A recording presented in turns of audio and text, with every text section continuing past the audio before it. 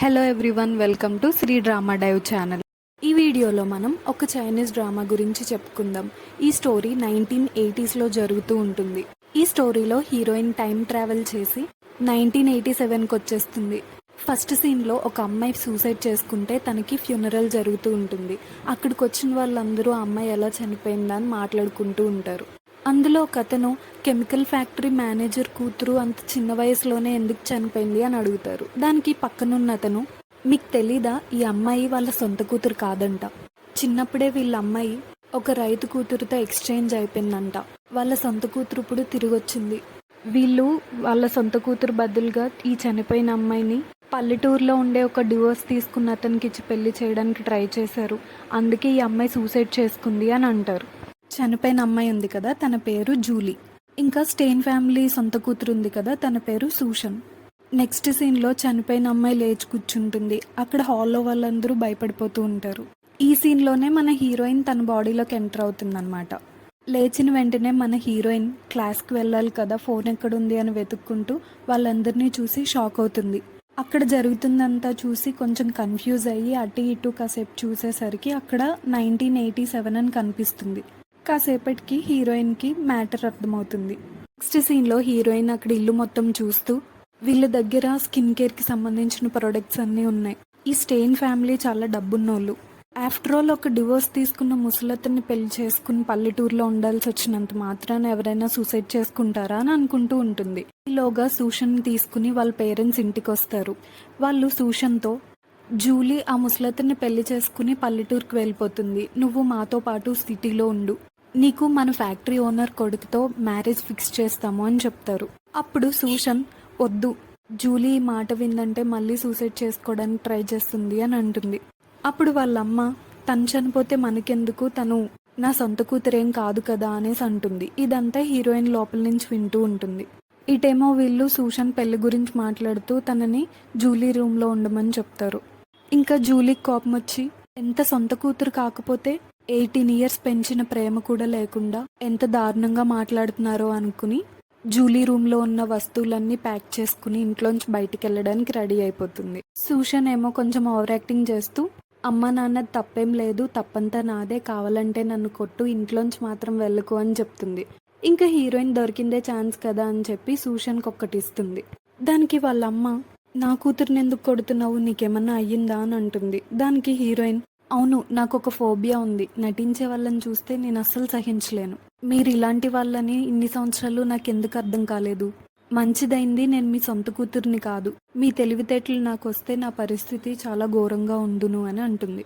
అప్పుడు వాళ్ళ నాన్న, నువ్వు 18 సంవత్సరాలు మా ఇంట్లో కంఫర్టబుల్గా ఉన్నావు, కానీ సూషన్ మాత్రం నీ బదులు 18 సంవత్సరాలు కష్టపడింది, నీకు ఇంకేం కావాలి, ఇప్పుడు నువ్వు మమ్మల్ని వదిలి వెళ్ళిపోవాలంటే డబ్బులు ఇవ్వాలా ఏంటి అని అడుగుతారు.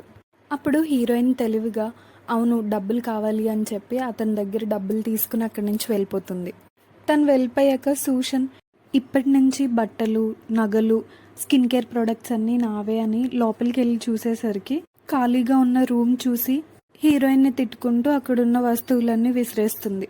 నెక్స్ట్ సీన్లో హీరోయిన్ తన కాబోయే భర్త దగ్గరికి వెళ్దామని డిసైడ్ అవుతుంది. అతను ఎవరో కాదు, మన హీరో అలెక్స్ అన్నమాట.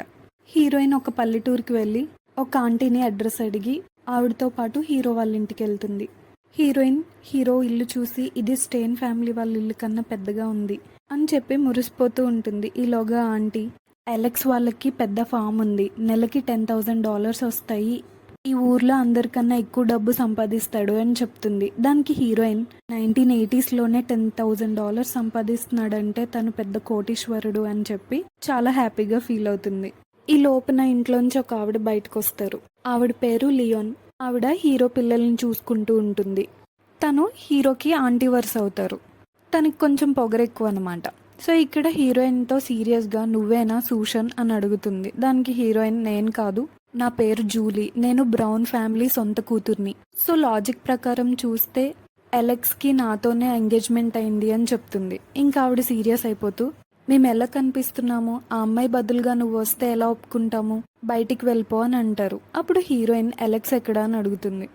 తనతో నేను మాట్లాడాలి అని అంటుంది. దానికి ఆవిడ, అలెక్స్ ఇంట్లో లేడు, ఈ ఇంట్లో నేనేం చెప్తే అదే జరుగుతుంది, నువ్వు సూషన్ కాకపోతే మేము ఇచ్చిన $3,000 తిరిగి ఇచ్చేయని చెప్తారు. అప్పుడు హీరోయిన్ని తీసుకొచ్చిన ఆంటీ ఉన్నారు కదా, ఆవిడ తనని సపోర్ట్ చేస్తూ, పాపం మీ అమ్మాయి చాలా దూరం నుంచి ట్రావెల్ చేసి వచ్చింది కదా, కాసేపు రెస్ట్ తీసుకొని అలెక్స్ వచ్చిన తర్వాత తనతో మాట్లాడుతుంది అని చెప్పి హీరోయిన్కి సపోర్ట్ చేస్తూ ఉంటారు. అప్పుడు లియాన్, ఈ బ్రౌన్ ఫ్యామిలీ వాళ్ళు కట్నం డబ్బులు తిరిగి ఇవ్వలేక సూషన్ బదులు వేరే అమ్మాయిని పంపించి నాటకాలు ఆడుతున్నారు అని అంటుంది. అప్పుడు హీరోయిన్, నేను అలెక్స్ని పెళ్లి చేసుకుంటే తన పిల్లల్ని నేనే చూసుకుంటాను కదా, సో లియాన్ జాబ్ పోతుంది కదా, అందుకే తను నన్ను బయటికి పంపించేయడానికి చూస్తుంది అని అంటుంది. దానికి లియాన్, నేనేమన్నా ఈ ఇంటి సర్వెంట్ లాగా అనిపిస్తున్నానా? నేను అలెక్స్కి ఆంటీ అవుతాను, ఈ ఇంట్లో నా మాట ఎవరు కాదనరు అని అంటుంది. దానికి హీరోయిన్, సరే నేను వెళ్ళిపోతాను, కానీ అలెక్స్ వచ్చిన తర్వాత ఈవిడే నన్ను బయటికి పంపించేశారన్న విషయం చెప్పండి, అండ్ ఈ పెళ్ళి మీరే వద్దంటున్నారు కాబట్టి మేము కట్నం డబ్బులు తిరిగి ఇవ్వాల్సిన అవసరం లేదు అని హీరోయిన్ అంటుంది. ఇంకా లియాన్, సరేలే అలెక్స్ వచ్చేదాకా ఇక్కడే ఉండు అని చెప్పి హీరోయిన్ని లోపలికి పంపిస్తారు. ఇల్లు చూసి హీరోయిన్, 80స్లోనే ఇన్ని ఎలక్ట్రానిక్ సామాన్లు ఉన్నాయంటే నేను పెద్ద జాక్పాట్ కొట్టేశాను అని అనుకుంటుంది. అక్కడ హీరోయిన్కి ఒక చిన్న పాప కనిపిస్తుంది.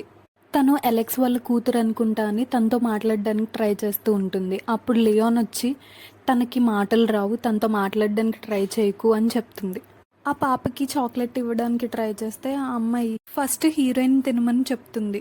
అప్పుడు హీరోయిన్ మనసులో, అలెక్స్కి బోలెడ్ డబ్బులు ఉన్నాయి, ఇంత మంచి కూతురుంది, అయినా కానీ ఎందుకు అతనికి పెళ్ళవ్వట్లేదు, మేబీ అతను లావుగా ఉంటాడేమో అని అనుకుంటుంది. తర్వాత వాళ్ళిద్దరూ ఆడుకుంటూ ఉండగా అక్కడికి హీరో వస్తాడు. వాళ్ళిద్దరూ ఒకరినొకరు పరిచయం చేసుకుంటారు. హీరోయిన్ చూసి మనసులో, ఇంత హ్యాండ్సమ్గా ఉన్నాడు కదా, ఖచ్చితంగా నేను ఇతన్నే పెళ్లి చేసుకుంటాను అని అనుకుంటుంది. అలెక్స్ ఏమో, నేను పిగ్ ఫామ్ రన్ చేస్తాను, నాకు ఫ్యూచర్లో పిల్లలు వద్దు, నేను నీకు సెట్ అవ్వను, ఒకవేళ నీకు పెళ్లి క్యాన్సిల్ చేయాలి అనిపిస్తే నాకు ఓకే అని చెప్తాడు. అప్పుడు హీరోయిన్, వద్దొద్దు నేను నిన్నే పెళ్లి చేసుకుంటాను అని చెప్తుంది. అదే టైంకి లియాన్ అక్కడికి వచ్చి, ఈ అమ్మాయిని పెళ్లి చేసుకోవడానికి వీల్లేదు, వీళ్ళ పేరెంట్స్ $3,000 కట్నంగా తీసుకుని మనల్ని మోసం చేశారు, వీళ్ళని అసలు నమ్మద్దు అని చెప్తుంది. అప్పుడు హీరో, ఈ మ్యారేజ్ నాకు సంబంధించింది కదా, ఇందులో మీరు ఇన్వాల్వ్ అవ్వకండి అని చెప్తాడు. హీరోయిన్కి తన రూమ్ చూపించి, నేను పార్క్ డెలివరీ చేయడానికి బయటికి వెళ్ళాలి, నీకేమన్నా కావాలంటే నాతో చెప్పు, నువ్వు ఇక్కడ కొత్త కదా, నీకు అవసరానికి ఉంటుంది అని చెప్పి తనకి పాకెట్ మనీ ఇచ్చి అక్కడి నుంచి వెళ్ళిపోతాడు. ఆ డబ్బులు చూసి హీరోయిన్, అలెక్స్ని మన మోడర్న్ ఏజ్తో కంపేర్ చేస్తే తను ఒక పెద్ద కంపెనీకి సీఈఓతో సమానం అని చెప్పి మురిసిపోతూ ఉంటుంది. అప్పుడే లియాన్ అక్కడికి వచ్చి, ఎక్కువ సంబరపడిపోకు, నువ్వు ఎన్ని రోజులు ఉంటావో నేను చూస్తాను అని అంటుంది. దానికి హీరోయిన్, మీకు కొంచెం టెంపర్ ఎక్కువ అనుకుంటా, బయట వాళ్ళు ఎవరైనా చూస్తే మీరే నా అత్తగారు అనుకుంటారు, ఎప్పుడన్నా మీ ముఖం అద్దంలో చూసుకున్నారా అని చెప్పేసి అంటుంది. దానికి ఆవిడకి కోపం వచ్చి, మీ సిటీలో వాళ్ళందరూ ఇలాగే చేస్తారా అని చెప్పి అరిచేస్తూ ఉంటుంది. దానికి హీరోయిన్, మీరు నాతో ఎలా మాట్లాడితే నేను మీతో అలా మాట్లాడతాను అనేసి అంటుంది. నెక్స్ట్ హీరోయిన్ ఇల్లంతా చూస్తూ, ఇల్లు చాలా నీట్గా ఉంది, నాకు ఇప్పుడు ఉండడానికి ఒక ఇల్లు ఉంది, లక్కీగా 1980స్లోకి వచ్చాను, ఫ్యూచర్ నాలెడ్జ్తో చాలా రకాల బిజినెస్లు చేసి పెద్ద పెద్ద ఇల్లు, బోలెడు బంగారం కొనేస్తాను అని ఊహించుకుంటూ ఉంటుంది. అప్పుడే అక్కడికి అలెక్స్ వాళ్ళ కొడుకు వస్తాడు. నెక్స్ట్ సీన్లో లియాన్ పిల్లలిద్దరికీ అన్నం తినిపిస్తూ ఉంటుంది. ఆ పాప అన్నం తినకపోయేసరికి తనని కొడుతూ నోట్లో అన్నం కుక్కేస్తూ ఉంటుంది. ఇంకా హీరోయిన్కి కోపం వచ్చి, పిల్లల్ని ఇలాగే ట్రీట్ చేస్తారా, నువ్వు కొట్టడానికి కాదు నీకు డబ్బులు ఇస్తుంది అని చెప్పి సీరియస్ అవుతుంది. అప్పుడు లియాన్, నేనెక్కడ కొడుతున్నాను, నేను వీళ్ళకి డిసిప్లిన్ నేర్పిస్తున్నాను అంతే, మీ సిటీ వాళ్ళలాగా స్మూత్గా ఉంటే పిల్లలు మాట వినరు, ఒక దెబ్బ పడితేనే మాట వింటారు అని చెప్పి ఆ బాబుని కూడా కొడుతుంది. అప్పుడు హీరోయిన్ లోపలికి వెళ్ళి ఒక పెద్ద కర్ర తీసుకొచ్చి, నేను మీ పిల్లల్ని నీ మనవల్ని ఈ కర్రతో కొట్టి వాళ్ళకి డిసిప్లిన్ నేర్పిస్తాను అని చెప్తుంది. ఇంకా లియాన్కి కోపం వచ్చి, మాటలు సరిగ్గా రానివ్వు, పిల్లలకి దెబ్బ పడితేనే మాట వింటారు, లేదంటే వాళ్ళని ఆకలితో ఉంచేస్తావా ఏంటి అని అంటుంది. దానికి హీరోయిన్, ఇలాంటి ఫుడ్ పెడితే వాళ్ళు ఎందుకు తింటారు, నువ్వు కావాలనే వాళ్ళు తినకుండా చేస్తున్నావు అనేసి అంటుంది. దానికి ఆవిడ, ఇంట్లో రాడిష్ క్యాబేజ్ మాత్రమే ఉన్నాయి, ఇంకెంత మంచి ఫుడ్ చేయాలి అనేసి అంటుంది. దానికి హీరోయిన్, మాంట్ ఫ్యామిలీ ఒక పెద్ద పిగ్ ఫామ్ నడుపుతుంది, వాళ్ళ ఇంట్లో నాన్ వెజ్ లేకపోవడం ఏంటి, నువ్వే దాచేసి నాటకాలు ఆడుతున్నావు అని చెప్పి ఒక పెద్ద పార్క్ తీసుకొస్తుంది. నువ్వు రోజు ఇలాగే చేస్తావు కదా, నువ్వు అలెక్స్ మంచితనాన్ని అడ్వాంటేజ్ తీసుకుని తనని మోసం చేస్తున్నావు, అందుకే పిల్లలిద్దరూ ఇంత సన్నంగా ఉన్నారు. నేను ఈ ఇంట్లో ఉన్నన్ని రోజులు మళ్ళీ ఇలా బిహేవ్ చేయడానికి ట్రై చేయొద్దు, లేదంటే అలెక్స్కి చెప్పేస్తాను అంటుంది. అప్పుడు లియోన్, నేను రేపటికి పిల్లల కోసం ఇది దాచాను, నా కోసం కాదు అనేసి అంటుంది. అప్పుడు హీరోయిన్, సరే అయితే వాళ్ళకి రేపటి వరకు ఎందుకు, ఇప్పుడే వండి పెడతాను అనేసి అంటుంది. దానికి లియోన్, ఆహా, నేను నీకు వంట చేయలేదు కాబట్టి నువ్వు నా మీద రివెంజ్ తీర్చుకుంటున్నావా? నాకు పిల్లలకి వంట చేయడానికి డబ్బులు ఇస్తున్నారు కానీ నీకు వండి పెట్టడానికి కాదు, కావాలంటే నువ్వే వండుకో అనేసి అంటుంది. నీకు అసలు వంట రాదు కదా, కావాలంటే ఆకలితో ఉండు కానీ నేను మాత్రం నీకు వంట చేయను అని లియోన్ అంటుంది. ఇంకా హీరోయిన్ తన మాటలేం పట్టించుకోకుండా పిల్లలతో, నేను మీకు నాన్ వెజ్ వంట చేస్తాను, కాసేపు వెయిట్ చేయండి అని వంటగదిలోకి వెళ్తుంది. దాంతో ఈ డ్రామా పార్ట్ 1 కంప్లీట్ అవుతుంది. ఫర్దర్ అప్డేట్స్ కోసం please subscribe Siri drama dive channel. Thank you, bye.